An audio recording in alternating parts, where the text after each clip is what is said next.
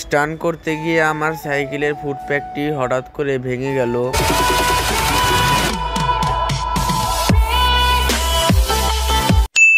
আসসালামু আলাইকুম guys, welcome to my video. তো আপনারা গত ভিডিওতে হয়তো বা দেখেছিলেন যে আমার সাইকেল নতুন ফুট প্যাক লাগিয়েছি।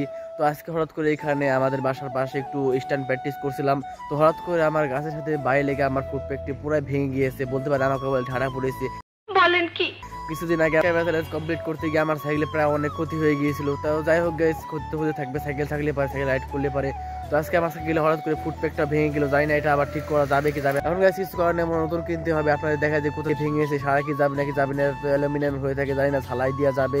আর বন্ধু তো বলেছে ঝালাই দিলে এটা ঠিক হয়ে যাবে। এখন দোকানে যাবো, গিয়ে দেখবো যে ঝালাই দিলে ঠিক হয় কি হয় না। এখন আপনাদের দেখা যায় কোথা থেকে আমার ফুট প্যাকটা ভেঙে গিয়েছে। সো গাইস, দেখতে পাচ্ছেন আমার সাইকেলের ফুট প্যাকটি কিন্তু পুরাই নাটের এখান থেকে ভেঙে গিয়েছে। তো এই ফুট প্যাকটি ছিল অ্যালুমিনিয়ামের, তাও এটা ভেঙে গিয়েছে হঠাৎ করে একটা গাছের সাথে বাড়ি খাওয়ার কারণে। তো এটা মনে হয় না ঠিক করা সম্ভব হবে, কারণ এটা অ্যালুমিনিয়ামের, যেহেতু এটা ঝালাই করা যাবে না। লোহা হলে হয়তো বা ঝালাই করা যেত। আর এটা ভাঙার কারণ একটাই কারণ গাইস, দেখতে পাচ্ছেন এইখানে যে স্প্যান্ডেলটি ছিল সেটা নাটটা অনেকটাই ছোট, আর এটা পুরা 1 ইঞ্চির থেকে অনেক ছোট, আর ওই পাশে পুরা বড় নাট লাগানো ছিল, তার জন্য কিন্তু এটা ভেঙে গিয়েছে। আপনারা যদি কোনো সময় ফুট প্যাক লাগান তাহলে এর সাথে যে কোনো একটা নাট পাওয়া যায় ওটা লাগিয়ে নেবেন, কিংবা এই নাটটাই খুলে নেবেন, খুলে তারপর এই ফুট প্যাকটি লাগানোর চেষ্টা করবেন। আমি যদি আগে এটা লাগাতাম তাহলে আমার ফুট প্যাকের সাথে এরকম হতো না। প্রায় 2 দিনের ভিতরে আমার সাইকেলে ফুট প্যাক ভেঙে গেল। আপনাদের জানি এরকম ক্ষতি না হয় তার জন্য আমার এই ভিডিওটা করা। আর দেখতে পাচ্ছেন সামনের সেই গাছের ওখানে একটা আরেকটা স্যাও ছিল। তো আমি হুইলি যখন দিন আমার সময় ওই গাছের স্যাওর সাথে আমার পিছনে ফুট প্যাকটি বেজে যায়, বেজে গিয়ে তারপর আমার সাইকেলে ফুট প্যাকটি পুরাই ভেঙে গেছে। তো এখন কিছু করার নেই গাইস, যাই হোক এখন দোকানে যাব,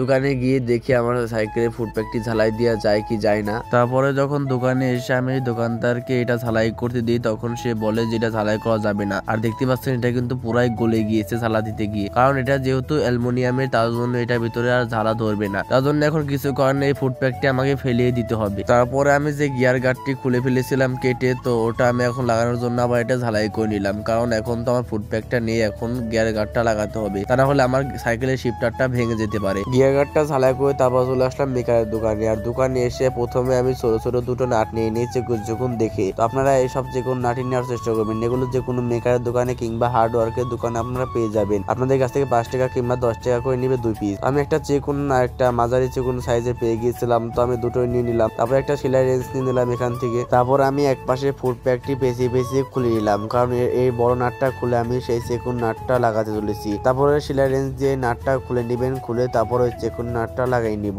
তো দেখতে পাচ্ছেন এই নাটটা কত মোটা, আর কত মোটা মাপের ছিল। এটা যদি আমি আগে থেকে চেকুন নাটটা লাগাতাম তাহলে আমার ফুট প্যাকটা ভাঙতো না। আর দেখতে পাচ্ছেন এটা কতটাই চেকুন এই নাটের থেকে। তো আপনারা সবসময় ফুট প্যাক লাগানোর আগে এসব চেকুন নাট লাগাবেন, তাহলে আপনাদের ফুট প্যাক ভাঙবে না বা কোনো ক্ষতি হবে না। আপনারা যে কোনো স্ট্যান্ডটি ইজিলি করতে পারবেন। তো আপনারা ফুট প্যাক লাগানোর সময় আমার মতো বোকামি করবেন না, তাহলে আপনাদের ফুট প্যাকটা ভেঙে যেতে পারে। যদি আপনাদের ফুট প্যাকটা মেটেলে হয় তাহলে ভাঙবে না হয়তো, কিন্তু আমারটা ছিল অ্যালুমিনিয়ামের, তার জন্য এটা ভেঙে গিয়েছে। আর এটা আপনার বেশি নাটটা পেয়েছিল না, তার জন্য এটা আরো বেশি ভাবে দেখতে পাচ্ছেন। এখন কিন্তু আমি ফুট প্যাকটা লাগাচ্ছি, আর এখন ভালো মতো লাগছে, প্রায় 1 ইঞ্চির মতো ভিতরে চলে গেছে। এখন কিন্তু পুরো ধাক্কাধাক্কি করলেও কিন্তু এটা ভাঙার সম্ভাবনা থাকবে না। তো আপনারা অনেকে বলতে পারেন সামান্য একটা ফুট প্যাক কিন্তু ভেঙেছে, কিসের জন্য আমি ভিডিও বানাচ্ছি? শুধুমাত্র আপনাদের দেখানোর জন্য যে আমার মতো বোকামি করলে বা আমার মতো এরকম ভুল সিদ্ধান্ত নিলে আপনাদের ফুট প্যাকটা ভেঙে যেতে পারে, তার জন্য আমি আজকে এই ভিডিওটা বানালাম। তো যাই হোক, অপর পাশে ফুট প্যাকটি যে ভেঙে গিয়েছিল ওটা তো আর লাগানো যাবে না, তার জন্য এটা খুলে আমি গিয়ারের সাপোর্টারটি লাগাই নিচ্ছি,